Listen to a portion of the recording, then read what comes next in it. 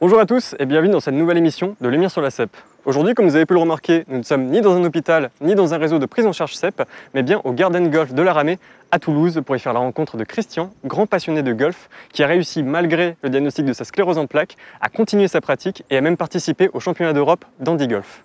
Nous ferons également la rencontre des professionnels de santé qui se sont occupés de sa prise en charge, à savoir le professeur Brassat, neurologue au CHU de Toulouse, Madame Guillon, qui est infirmière, sexologue au CHU de Toulouse, et enfin nous irons poser nos questions à Monsieur Ramos, qui est chargé de projet au sein du pôle MND, le pôle maladies neurodégénératives de Toulouse. On y va? C'est parti! Bonjour Christian. Bonjour. Est-ce que vous pouvez nous expliquer comment s'est manifestée la maladie initialement? Donc la forme dont je souffre, moi, est une forme primaire évolutive. Donc je ne fais jamais de poussée.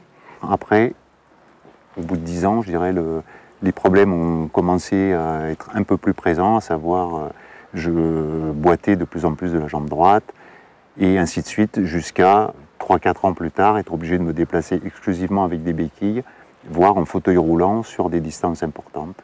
Et voilà. D'accord. Donc on est ici sur le green, c'est un peu votre deuxième maison. Vous pratiquez le golf déjà avant le diagnostic de la maladie? Tout à fait.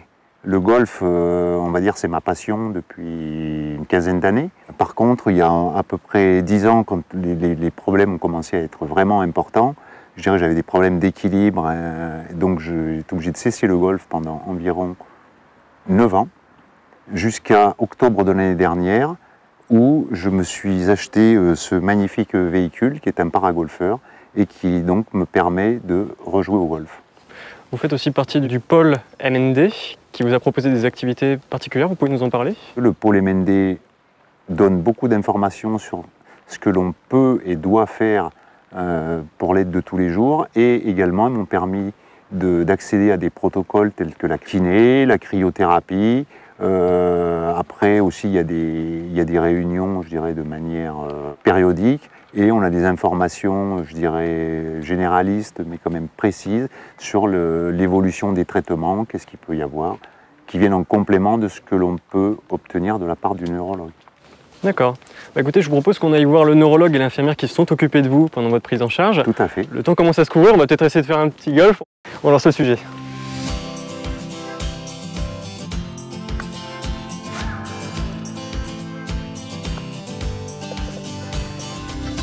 Professeur Brassat, bonjour. Bonjour. Vous connaissez bien Christian. Qu'est-ce qui vous a marqué dans son histoire? Et pour moi, il illustre des données récentes sur les formes progressives de la maladie, où on a depuis 2 ans des nouvelles approches thérapeutiques. Ainsi, il avait un handicap qui était assez sévère sur ses membres inférieurs et de la fatigue.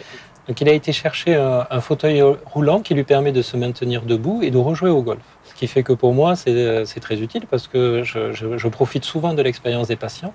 Je suis un peu comme une chambre d'écho, c'est-à-dire que je vais pouvoir redonner cette expérience à d'autres patients. Ensuite, il a ce côté positif, donc je reprends un projet un peu compétiteur. Il m'a dit, je vais être champion d'Europe de golf. Et ça, c'est très important parce que là aussi, ce sont des expériences que l'on peut ensuite redonner à d'autres personnes. Parce que c'est une maladie qui a tendance un peu à sidérer moralement les gens. Et le troisième intérêt que je vois, c'est qu'il est utile pour les autres patients qui partagent avec lui un handicap sévère sur les membres inférieurs, parce qu'il va pouvoir leur dire, regardez, moi je suis comme vous, mais j'ai des projets. D'accord, très bien, merci beaucoup pour votre témoignage. Je vais maintenant accueillir Madame Guillon, qui est infirmière sexologue au sein du CHU de Toulouse. Madame Guillon, bonjour. Bonjour monsieur. Comment est-ce que vous l'avez accompagné au quotidien dans la prise en charge de sa CEP?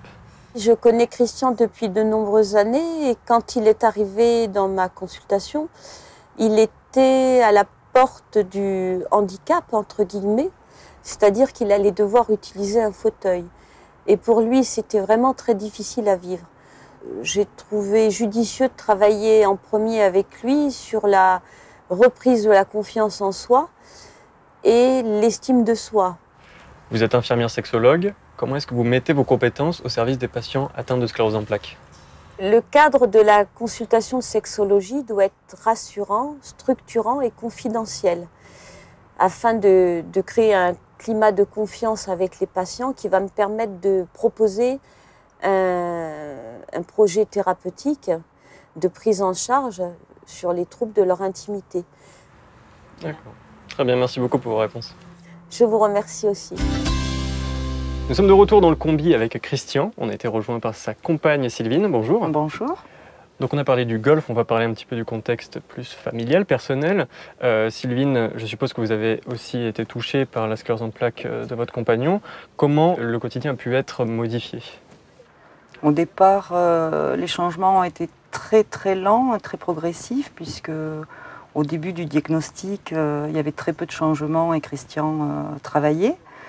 Ça a commencé au niveau du moral, je dirais, pour Christian, ou des baisses de morale à partir du moment où il a décidé d'arrêter de travailler, donc à la maison et sans golf, plus de golf. Donc voilà, il y a eu cette partie un petit peu de vide à un moment donné qu'il a fallu combler, je dirais, quand il a réussi à trouver une solution pour rejouer au golf, tout simplement. Peut-être un dernier mot que vous aimeriez dire aux personnes qui nous regardent?